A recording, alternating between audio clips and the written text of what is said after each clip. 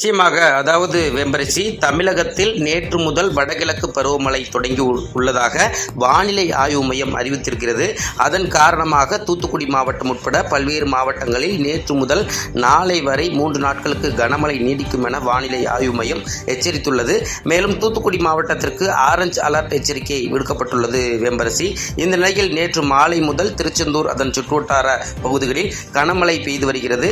நேற்று மாலை முதல் இன்று அதிகாலை வரை பலத்த மழை பெய்து வருகிறது. இதனால் பொதுமக்கள் அத்தியாவசிய தேவைகளுக்கு கூட வெளியே வர முடியாத நிலை ஏற்பட்டுள்ளது. மேலும் திருச்செந்தூரின் முக்கிய பகுதிகளில் மழைநீர் பெருக்கெடுத்து ஓடுகிறது. வெம்பரசி,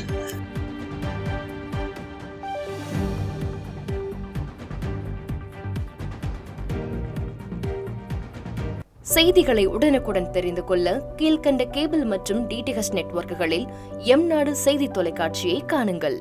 பாதகம் செய்பவரை கண்டால் நாம் பயம் கொள்ளலாகாது பாப்பா. மோதி மிதித்துவிடு பாப்பா, அவர் முகத்தில் உமிழ்ந்து விடு பாப்பா. அண்மை செய்திகளை உடனுக்குடன் தெரிந்து கொள்ள இணைந்திருங்கள் எம்நாடு தொலைக்காட்சியுடன்.